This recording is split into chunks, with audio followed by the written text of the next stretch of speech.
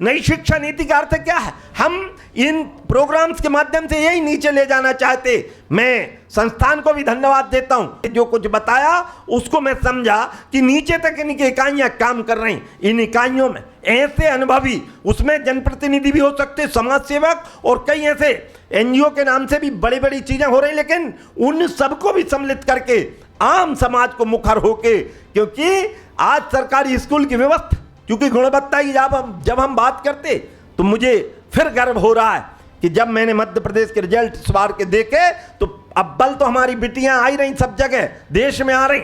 और जब उसमें देखते हैं कि जितनी भी, चाहे वो नीट की परीक्षा हो, चाहे IEEE, जितने भी कॉम्पिटिटिव एग्जाम होते हैं, उन परीक्षाओं में सबसे ज्यादा बेटे बेटियां वहां के निकल रहे हैं जो सरकारी विद्यालयों से पढ़े हुए हैं। तो मैं इसमें एक कथन और दे लूंगा, हमारे हाईकोर्ट के इलाहाबाद, जो अब वर्तमान में प्रयागराज है, उसके जज का जो एक कोर्ट है, अग्रवाल, डॉक्टर अग्रवाल वहां के जज थे, और उनने एक कहा था कि इस देश में एक देश है, एक विधान होने चाहिए, तो एक शिक्षा पद्धति होनी चाहिए। इसलिए देश के चाहे वो सरकारी अधिकारी कर्मचारी हो, चाहे वो जनप्रतिनिधि हो, विधायक सांसद हो, उनके बेटे भी उसी विद्यालय में पढ़ना चाहिए जिस विद्यालय में मजदूर का बेटा पढ़ता है। ये देश की एक शिक्षा पद्धति होनी चाहिए। मैं धन्यवाद इसलिए कि इस रूप में सोचने, हम यहां बैठ के कर क्या रहे हैं, यही तो कि सोचने की पद्धति कैसे होनी चाहिए, ये सोचने का भाव। और जब तक, और भारत तो इसमें जब हम देखते हैं अपना अतीत, तो आदि गुरु शंकराचार्य ने एक ग्रंथ लिखा है, उसका नाम है शारीरिक भाष्य। उस भाष्य का पहला, वो संस्कृत में है, उसमें लिखा है अथातो जिज्ञासा भवा, यानी हमारे यहां जिज्ञासा की पूजा की गई। विदेशों में जिज्ञासा को दबाया गया है।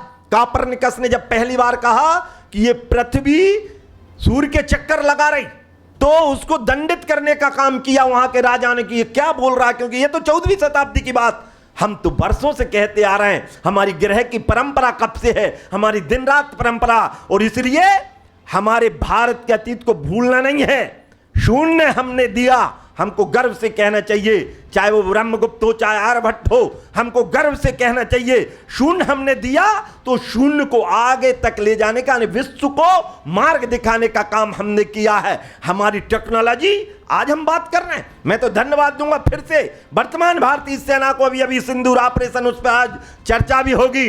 AI को धन्यवाद दूंगा, जहां सोचा वहीं मारा, और जिसने हमको नुकसान पहुंचाया उनको मारा। ये AI और ये आधुनिक पद्धति, यही तो पुराने जमाने में होता था। ब्रह्मास्त्र छोड़ते थे, जहां छोड़ा और फिर वापस आ गया। हमारे यहाँ की टेक्नोलॉजी का गणेश भगवान से बड़ा उदाहरण क्या होगा भैया, कि सिर ही काट के और दूसरा हाथी का सिर लगा दिया। इससे बड़ी टेक्नोलॉजी दुनिया में हो ही नहीं सकती। यानी हम अपने आप पर गर्व करें। हमारी 1857 के पहले की क्रांति के पहले के यदि हमारी शिक्षा व्यवस्था को देखें तो भारत के अंदर गुरुकुल पद्धति चला करती थी। अब गुरुकुल की तुलना हमारे वर्तमान हॉस्टलों से हो सकती है। तो मेरा कहने का तात्पर्य यह है, हम हर चीज अंकों से तोलना बंद करें। ये नई शिक्षा नीति हमको दिखा रही है, आप अपने ज्ञान को बढ़ाएं, क्योंकि when you chase the knowledge, numbers will follow you, इस बात की मैं गारंटी देता हूं। इसलिए मैं निवेदन कर रहा हूं कि ये नंबर्स का खेल नहीं है, ये आपके ज्ञान का खेल है। इस ज्ञान को ज्यादा से ज्यादा बढ़ाओ, और ज्ञान में कभी घाटा नहीं होता है।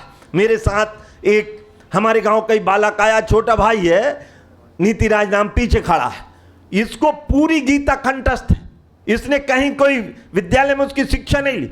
700 श्लोक गीता के कंठस्थ है, और कोई सामान्य व्यवहार करते हैं तो कोई ज्ञान दिखाने की चीज नहीं होती, ये अंदर का भाव होता है। इसलिए कहने को बहुत 2-4 चीजें रट लेने से व्यक्ति बड़ा नहीं हो जाएगा। उसके आत्मसात होना चाहिए। उसके ज्ञान में दशरथ मांझी भले ही पढ़ा लिखा ना हो, लेकिन काम ऐसा कर गया कि बड़े बड़े नेता मिनिस्टर से लेकर IAS को कोई मात दे के चला गया। ये आने मात देने का काम उसने किया, एक दिशा देने का काम।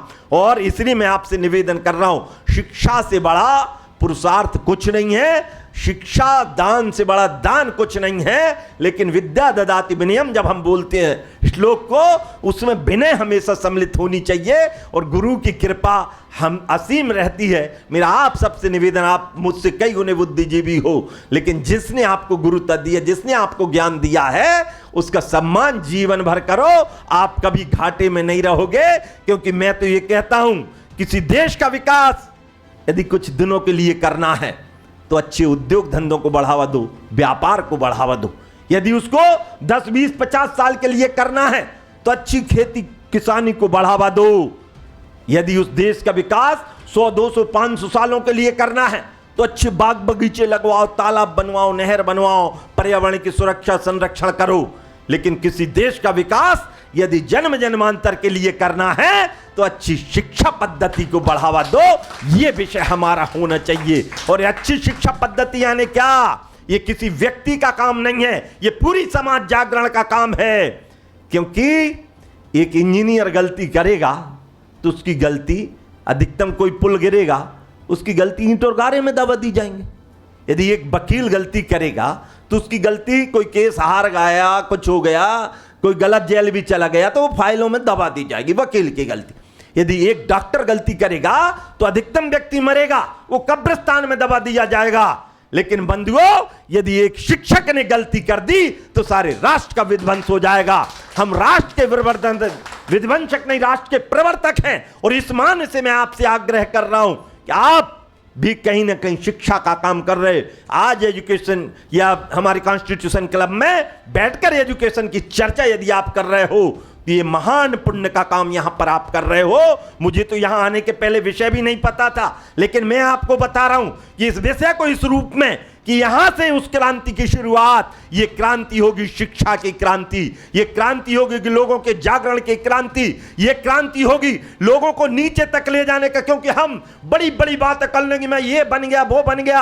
अपने जीवन में हमने एक भी व्यक्ति को ऐसा तैयार करके दे दिया हो जो राष्ट्रभक्ति के लिए प्रेरित हो जाए, तो उससे बड़ा कोई काम हो नहीं सकता। और यही हमारी नई शिक्षा नीति जो माननीय मोदी जी ने व्यवहारिक बनाने का काम किया है, उस व्यवहारिक शिक्षा नीति को आप नीचे तक ले जाने का काम करें। यही निवेदन मेरा था। मैं विषय के परिपक्व तो नहीं हूं, ज्ञानी भी नहीं हूं, लेकिन मैं आपसे यही चाहता हूं, एक सामान्य बुद्धि के हिसाब से मैं आपको ये चीज़ें बता रहा हूँ कि इस हिसाब से। और मैं तो अब शिक्षा समिति का राष्ट्र का सदस्य भी हूँ भैया। मैंने कई कमेटियों की बैठक कर चुका और देख भी रहा हूँ कि परिवर्तन कैसे आएगा। और जब मैं देखता हूँ कि NRI कोटे से एडमिशन हो रहा है, एक डॉक्टर का फीस लग रही है 1,20,00,000, 1,50,00,000, 2 करोड़ रुपया, तो उसका क्या करेंगे पेरेंट्स और क्या करेगा वो डॉक्टर? मैं ये सारी चीज़ें समझ रहा हूँ और इसलिए मैं आपसे निवेदन कर रहा हूँ, शिक्षा पद्धति, जब देश एक है, विधान एक है, तो शिक्षा पद्धति भी एक होनी चाहिए। ये भाव मैं आपके सामने देता हूँ। बोलो भारत माता की, नर्मदा मैया की, सरस्वती मैया की। क्योंकि जब जब देश को जरूरत पड़ी तो शिक्षक ही आगे आया है भैया। मैं छोटी सी बात करके बात समाप्त कर रहा हूं। देश पे जब जब संकट, आज का छोड़ दो, सतयुग की कल्पना आप में से कई लोग जानते भी नहीं होंगे, लेकिन जिसने पढ़ा होगा वो जानता होगा। सतयुग में सब कुछ अच्छा था, लेकिन त्रेता को तो सब जानते हैं। त्रेता में भी संकट जब आया था तो गुरु विश्वामित्र आगे आए थे और राम लक्ष्मण को दान में लेके राक्षसों का विनाश किया था। और जब भगवान राम से पूछा गया कि इतने बड़े त्रिलोक विजेता को, जिसके लाखों पुत्र, करोड़ों सेना, उसको कैसे हरा दिया, तो एक लाइन में उनका जवाब था। जब वो लौट के अयोध्या आए, उनसे पूछा भरी सभा में, इतना बड़ा काम कैसे कर लिया, तो एक वाक्य का जवाब आज की बैठक के लिए उचित हो सकता है कि गुरु वशिष्ठ कुल पूज्य हमारे और तिनकी कृपा धनुज रण मारे। ये उन्होंने कहा था कि गुरु की कृपा से ही हमने ये सब काम कर पाए। जब गुरु संदीपनी की बात आई तो संदीपनी, अब ये सीएम राइज के नाम मध्य प्रदेश में संदीपनी रख दिया हमारे मुख्यमंत्री जी ने, उसका उनको आभार। और ये केवल संदीपनी की बात नहीं है, भगवान कृष्ण भी उस समय जरूरत पड़ी थी तो उन्होंने भी क्रांति लाए थे। और कलयुग में कहें तो चाणक्य से बड़ा कोई गुरु हो नहीं सकता। और इसलिए उन्होंने एक चरवाहे को खड़ा करके चंद्रगुप्त बना के घनानंद का अंत करवाया है। इसलिए मैं कह रहा हूं आपसे कि इस युग के चाणक्य तुम ही हो। चंद्रगुप्त की ज्वाला हो, तुम्ही वेद की ऋचा श्वासत, तुलसी और निराला हो, महावीर हो, बुद्ध तुम्ही हो, 5 तत्व के ज्ञाता हो, और उठो विवेकानंद तुम्ही तो भारत के निर्माता हो। 10 सिकंदर की भरी सभा में तुम अंगद का पांव हो, और कड़ी चुनौती मिल जाए तो अभिमन्यु का दांव हो, और जो चिस्तों को चीर फाड़ दे नरसिंह के नाखून तुम्ही, सदा भीम के भुजदंडों में बहने वाला खून तुम्ही, और खप्पर हो तुम रणचंडी के, बांसुरिया हो श्याम की, तुम्ही रुद्र का नेत्र तीसरा, शक्ति और संधान की, अर्जुन के तुम धनुष्माण हो, तुम ही स्वयं फिरंगी हो, और मैं तो केवल जामवंत हूं, तुम सारे बजरंगी हो, तुम सारे बजरंगी हो। बोलो भारत माता की, सरस्वती मैया की, हर हर नरम दे।